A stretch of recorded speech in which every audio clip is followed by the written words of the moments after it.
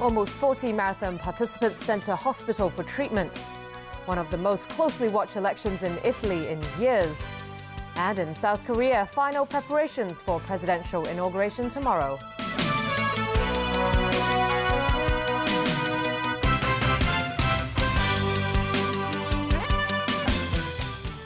Good evening. At least 65,000 runners were up at the crack of dawn this morning for the Hong Kong Marathon, one of the big events on the local calendar. But at least 37 needed hospital treatment, with 2 in critical condition. And there was a dramatic start to the 10-kilometre race where runners fell over each other as some tried to take pictures. Ng Kang reports. This man who collapsed at the finish line wasn't the only urgent situation that organizers had to deal with today.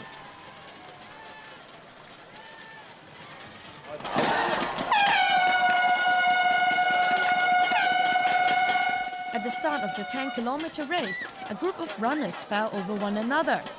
Organizers said that's because some were trying to take pictures of themselves running. Having your own telephone as a camera, this is a very dangerous move, especially you have to watch out the condition of the runners surrounding you. If possible, we will further advise the runner in future that this should be avoided, only because of their own safety. For some of the tens of thousands who ran in the full marathon, the half marathon, or the 10-kilometre races this morning, the event had a special meaning. Forja Singh, who claims to be 101 years old and the world's oldest marathon runner, says he will retire after finishing the 10K race today. I'm feeling a bit of happiness and a bit of sadness mixed together, he said. For this 21-year-old runner, it was the first time she competed using a prosthetic. She says she was inspired to challenge herself. The event also featured some famous veterans, including the first woman to win Olympic gold in the marathon. Oh, I was much faster in 1984. That was almost 30 years ago. So I'm just happy to be able to continue to run. Ran a half marathon last weekend in Florida, and today I ran about 4 minutes faster. I am training for the Boston Marathon, so this was a good training run. It's almost become a tradition to run in wacky costumes. Whether it's Tarzan or Spider-Man, they have to get their feet on the ground. And Batman says he enjoyed the good weather. The weather here is nice, so it's not too bad, except the last 2K will turn sunny. Before that, it was very nice and cooling. I enjoy the weather a lot. And for some runners, the finish line marked the start of a new stage in their lives. This is a cheering area in Victoria Park. Cheerleaders can bring their own props to support their team members. Ng Kang, TVB News. Well, many just wanted to enjoy the event and do their best. Others were aiming for a podium finish. One man looking to finish first was Kenya's Julius Masai, who finally won his first Hong Kong Marathon after 2 failed attempts. Stephanie Wong has that story.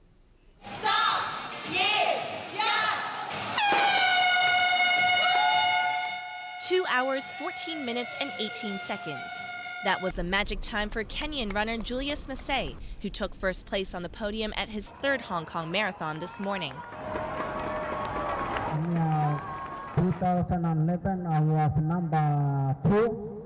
Then last year I was number 4. And then today, actually, I am very grateful to be number 1.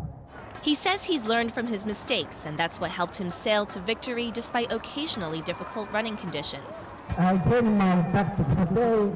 I make sure that I go further, and that can help me to win, yes.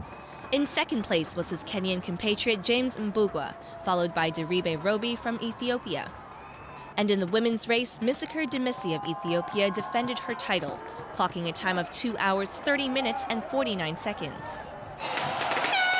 20,000 people signed up to compete in the half marathon, which started at 6 in the morning.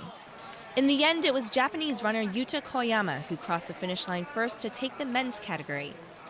Hong Kong's own Yu Kit Cheng clinched gold in the women's division at 1 hour 20 minutes and 47 seconds, but that's not enough for her. I really wanted to run under 1 hour and 20 minutes, she said. Maybe at the start I was too ambitious, and at the end I underestimated how strong the wind would be. In the 10K race, another local female runner, Cheng Ting Yan, crossed the finish line first at 39 minutes and 32 seconds.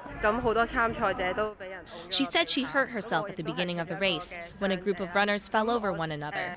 And in the men's category, Australian Clinton Macavicius won with a top time of 31 minutes and 54 seconds. Stephanie Wong, TVB News. A member of a government-appointed housing strategy advisory body said if the newly doubled stamp duties to rein in their property market still don't make a positive impact, the government may well introduce even stronger measures in the future. With stamp duties doubled just months after other property cooling measures were launched, the government seems determined to do something about Hong Kong's property bubble risk before interest rates rise again. And today there was significantly less interest at a property sales site in Tsim Sha Tsui compared with before the new measures were rolled out on Friday. A real estate agent revealed that only one unit was sold over the weekend to a first-time buyer who's not affected by the new measures. Speaking to TVB this morning, Stanley Wong, a member of the Long-Term Housing Strategy Steering Committee, said a most important thing is that speculation, which drives up market expectations, is curbed. And basically what the government is trying to do is to manage market expectation to make sure that people understand if prices is going to be much more reasonable. Buying the flats today will probably be more expensive than buying the same next year. Wong said he believes prices will become more reasonable in the next 2 to 3 months when market expectations are corrected. Even though the magnitude of the measures is hefty, he said, the doubled stamp duties are still quite low when compared with those in other markets. If these taxes will not be able to curb the rising property market, perhaps I would not rule out further increase to these taxes. Including the BSD, the SSD, and the current stamp duty. Also, the vice chairman of the Town Planning Board, Wong, promised that the government's urgency in pushing land supply for housing won't compromise the standard of the city's layout. And I think Town Planning Board is a very good gatekeeper in terms of, even though at this point in time we all understand that there has been a certain pressure in terms of increasing the supply of land and increasing the supply of residential units. He said most board members are non-officials with professional knowledge who can make sure issues such as air ventilation and traffic arrangements are taken into full consideration when land is being rezoned. The Financial Secretary will announce the budget for the next financial year on Wednesday. Members of the public are keen to see how the government can help them get onto the property ladder. But sources say the authorities won't rush into rolling out measures to help those looking to buy their first homes. Tenants hoping for a rental subsidy will also be disappointed. Omi Lung reports. With soaring property prices, Mr. Lam's dream to purchase his own flat is becoming increasingly distant. Renting an apartment is expensive, and this 3-bedroom unit in Tseung Kwan O costs him around $14,000 a month, more than a third of his family income. It's painful to know that I work so hard only to pay for a flat that's not even mine, Mr. Lam says. Chief Executive Leung Chun-ying has made clear that he intends to help middle-class people buy their own homes, but property prices have hit record highs and gone up by more than 15% since he took office. The government announced measures to cool the property market twice in less than 6 months. Sources say the budget will seek to stabilize property prices by sticking to increasing housing supply in the long term. It is understood that the authorities are worried that any assistance to help people get onto the property ladder could result in homes in negative equity should the economy take a turn for the worse. Relief measures for tenants are also unlikely. Sources say any rental subsidy will only create an incentive for landlords to increase the rent, and tenants would not be able to benefit. As for middle-class families, Leung Chun-ying proposed in his election manifesto extending the number of years of tax reductions for home loan interest to 20. But as the previous government already extended that to 15 years, the government is not in a rush to extend it further soon. Elmi Long, TVB News. Overseas, and Italians began voting today in one of the most closely watched elections in years.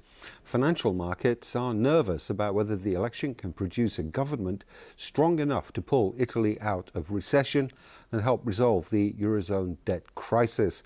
Official results are not expected until early Tuesday. Some of the first people to cast their ballots expressed fears that no clear winner would emerge, leading to political stalemate and a coalition that may not govern for long.